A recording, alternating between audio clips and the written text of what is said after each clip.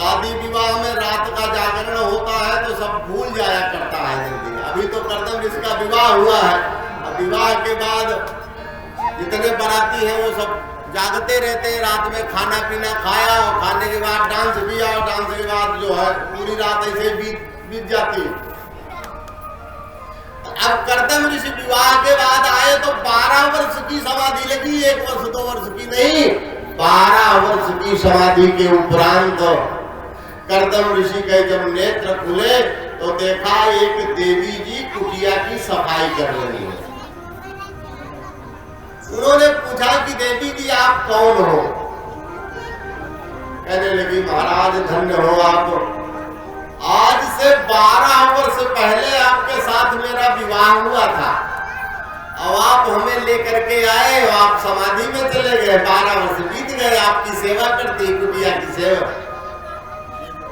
अरे बोले तुम मन नंदिनी देवहूति हो? बोले हाँ महाराज।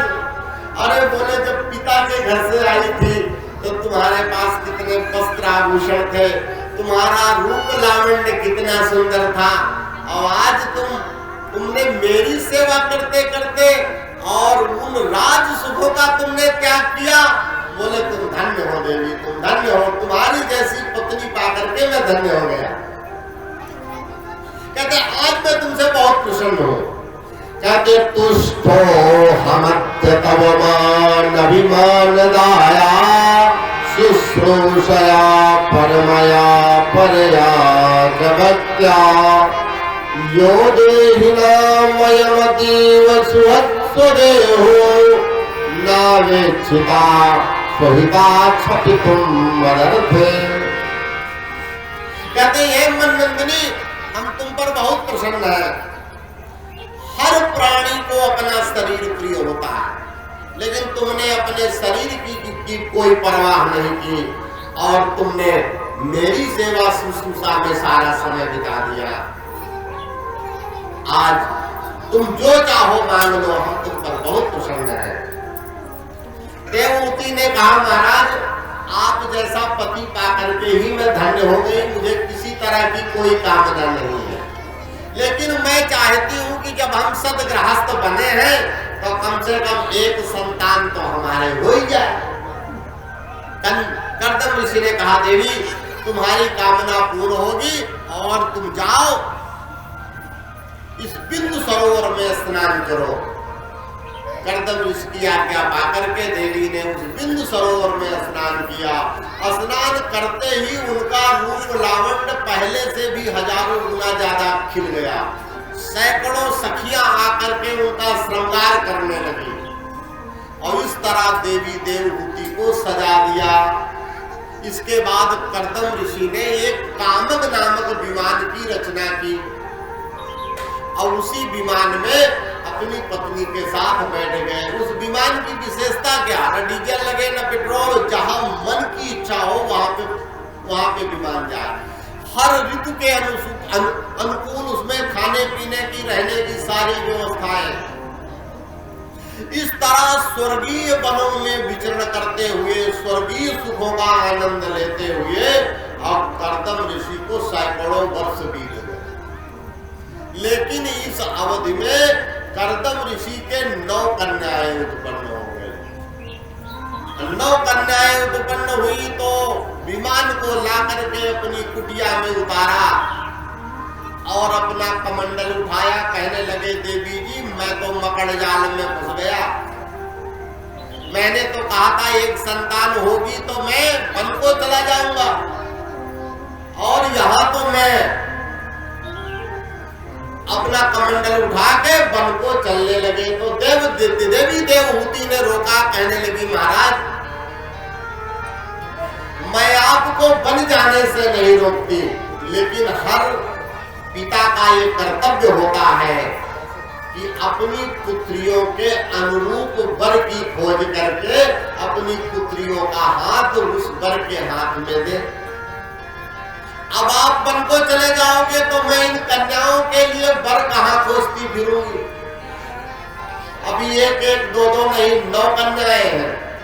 अब ये बात जब देवहूति ने कही तो करदम बड़े प्रसन्न हुए। कहने लगे देवी जी तुमने तो मेरा मन प्रसन्न कर दिया। अरे नारायण ने जब मुझे दर्शन दिए थे तो हमसे ये कहा था कि मैं तुम्हारे यहाँ पुत्र रूप में आऊंगा। अब तो देवी देवहूति भी बड़ी प्रसन्न हुई। समय बीतता गया। अब कुछ समय के उपरांत कर्दम ऋषि के यहाँ कपिल नारायण का जन्म हुआ। बोलिए कपिल भगवान की। कपिल नारायण का दर्शन हुआ तो कपिल नारायण के दर्शन करने के लिए ब्रह्मा जी स्वयं आए। अब ब्रह्मा जी आए, अपने 9 पुत्रों को लेकर के आए। अब 10वें नारद बड़ी घुमक्कड़ प्रवृत्ति के थे तो वो नहीं आए और आकर के कपिल नारायण के दर्शन किए उन्होंने। और जब कर्दम ऋषि ने देखा कि ब्रह्मा जी के साथ में उनके 9 सुयोग्य पुत्र हैं, तब तो ब्रह्मा जी से बात की, कहने लगे भगवान आपके यहाँ 9 पुत्र, हमारे यहाँ 9 पुत्रियां, और सुबह से शीघ्र शुभ काम जल्दी करना चाहिए। इसलिए ना आपको बहुएं खोजना पड़ेगा और हमें दामाद खोजना पड़ेगा। और अपनी 9 पुत्रियों के विवाह उन 9 ऋषियों के साथ कर दिए। बड़े पुत्र थे मरीच। मरीच का विवाह कला के साथ हुआ। मरीच कला से कश्यप और विश्व नाम के संतानें उत्पन्न हुई। और कश्यप की पत्नी अदिति से देवता, अदिति से दैत्य उत्पन्न हुए। अत्रि का विवाह अनसुईया के साथ हुआ। अत्रि अनसुईया से 3 पुत्र उत्पन्न हुए, दत्तात्रेय, दुर्वासा और चंद्रमा। वशिष्ठ का विवाह अरुंधति के साथ हुआ। वशिष्ठ अरुंधति से 100 पुत्र उत्पन्न हुए और 100 के 100 पुत्र विश्वामित्र ने मार दिए। एक शक्ति नाम का पुत्र दूसरी पत्नी से शेष बचा। शक्ति के पुत्र पाराशर हुए, पाराशर के पुत्र हुए व्यास भगवान, व्यास के पुत्र हुए अनंत विभूषित श्री सुखदेव जी महाराज, जिन्होंने पुराण की कथा सुनाई।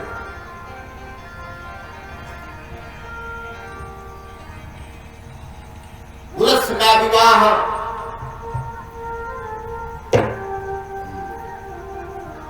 अनुमति के साथ हुआ।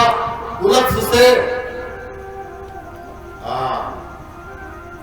विश्रवा और अगस्त्य नाम के 2 पुत्र हुए। विश्रवा की 2 पत्नियां थी, कैकसी और इडविडा। कैकसी से रावण, कुंभकर्ण आदि उत्पन्न हुए, इडविडा से कुबेर हुए। और अगस्त्य ने लोपामुद्रा के साथ विवाह किया। लोपामुद्रा से एक लीधमवाह नामक पुत्र उत्पन्न हुआ था। त्रुत का विवाह क्रिया के साथ हुआ। त्रुत क्रिया से कर्मश्रेष्ठ और बलियांश उत्पन्न हुए। इस तरह इनका वंश बहुत विस्तृत हुआ। इधर जब पुत्रियां सभी अपनी ससुराल चली गई तो एक दिन माता देवहूति कपिल नारायण के पास आई। कहने लगी भगवान, आज उन्होंने अपने पुत्र को ही अपना गुरु बना लिया। कहने लगी भगवान, मैंने जिंदगी में बहुत सारे सुख भोग किए, लेकिन सुख भोग पाने की तृष्णा अभी मेरी समाप्त नहीं हो गई। कपिल नारायण ने कहा माता, जब तक व्यक्ति उस अक्षय और अनंत सुख को नहीं प्राप्त कर लेता, तब तक इन तुच्छ सुखों से तृष्णा कभी शांत नहीं होती। जैसे आग में घी डालो तो आग शांत होने के बजाय और बढ़ती। तो बोले उसके लिए हमें क्या करना चाहिए? तब कपिल नारायण ने बताया माता, उसके लिए हमें संतों की शरणागति लेनी चाहिए। फिर कपिल नारायण ने अष्टांग योग के बारे में बताया। यम, नियम, आसन, प्राणायाम, प्रत्याहार, ध्यान, धारणा, समाधि, इन सब के बारे में, जीव की गतियों के बारे में बताया। और ज्ञान प्राप्त करके भक्ति इतनी प्रगाढ़ हुई कि माता देवहूति जल रूप में परिणत हो गई। और कपिल नारायण वहां से कपिल आश्रम आ गए और तप करने लगे।